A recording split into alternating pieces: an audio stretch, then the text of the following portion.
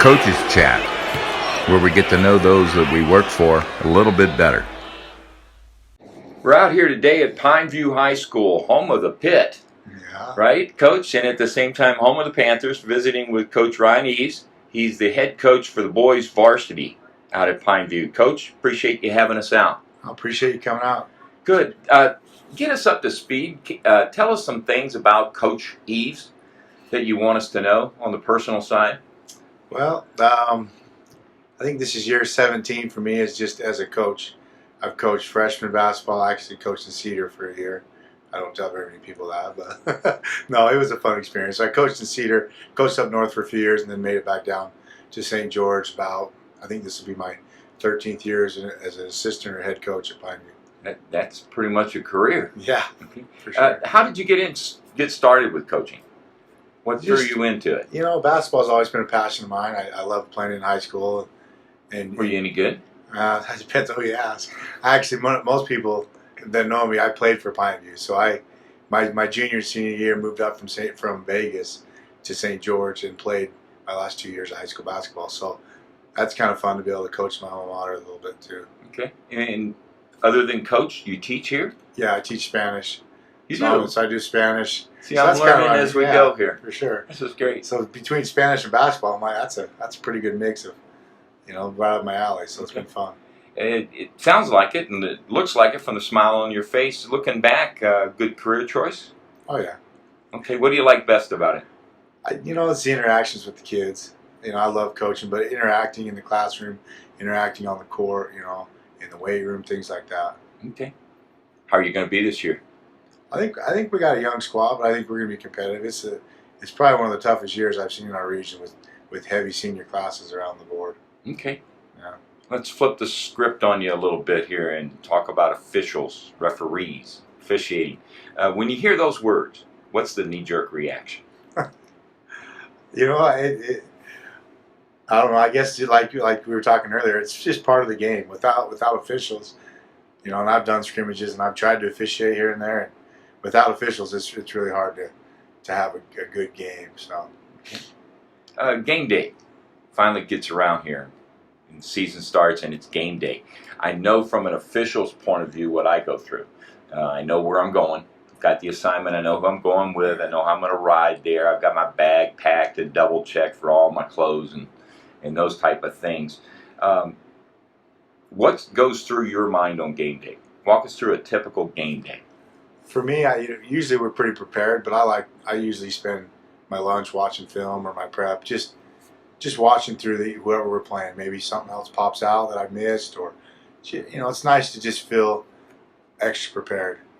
We usually do a shoot around, get the kids some shots up, and then try to get something to eat and just kind of start focusing in.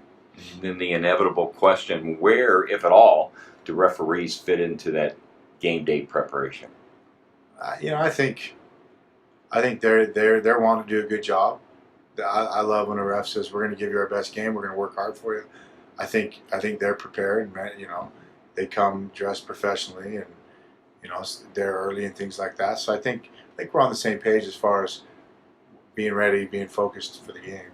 When you walk into the gym, the actual gym itself, and it's game day night, and you see the officials for your game, any reaction one way or the other?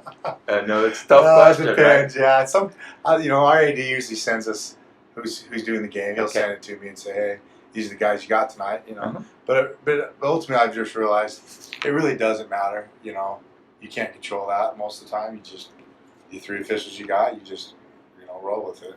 Do's and don'ts for officials before the game. Because you see us, we're sitting in that cluster. I don't know if there's any do's or don'ts that I noticed. Seems like you guys are kind of off, just watching the game, maybe helping the other officials in the JV game or whatnot. And once we do get started after the toss, we try to keep you as a coach focused on your team and on the game. That's obviously what you do best, and that's what you're there for. So that when we do choose to interact with you, we like to be direct without being rude. We like to be concise without being short with you, so that we can get you back to doing what you're there to do. Talk to me about, from your point of view, how it is to deal with officials. No, I think I think any coach just wants to be able to communicate, and if I have an official that's willing to communicate and tell me why they called it or what they're seeing, how can I help my guys? That's the biggest frustration I've had over the years. Is sometimes it'll be a little inconsistent, and so you're trying to figure out how to tell your guys when they're saying, "Coach, I was straight up," and I say, "I thought you were straight up too." So then you ask the official, "Well, what happened there?" We're teaching our guys, verticality rule, and you're still saying it's not. So just interaction there. Okay. Well, I'll go on the record here. I've worked for you several years now, and I've missed more than my fair share. When an official misses a call, and it's obvious to both of us that we missed the call, walk me through what goes through your mind, what kind of emotional response, how best do you handle that situation? I guess it depends on how often it happens, or if it's the same thing, or did it just happen on the other end, and now we're down here and it goes against us. But really, it's just like you said earlier. I mean, you gotta kind of have to move on too. You can't dwell on plays all game. Okay. Now we're gonna put you in a spot to where you could do with officials whatever you're going to be in charge of the officials for the day. What's the first thing you change as a group for us to be better officials? If you had it your way with the magic wand, what's the number one priority? I think I think it's probably hard finding a 3-man crew, especially with 2 associations, but just finding 3 guys that work well together, that kind of help each other out, because I feel like you get 2 and the third one sometimes kind of throws off that rotation a little bit. So that's probably where I'd start. Okay. Final thoughts? Your chance to wrap up. I appreciate you coming out. I think you guys, as long as we're all trying to get better as coaches, as officials, I mean, that's all you can ask for. Absolutely. Coach, thank you. Appreciate it. It's been fun.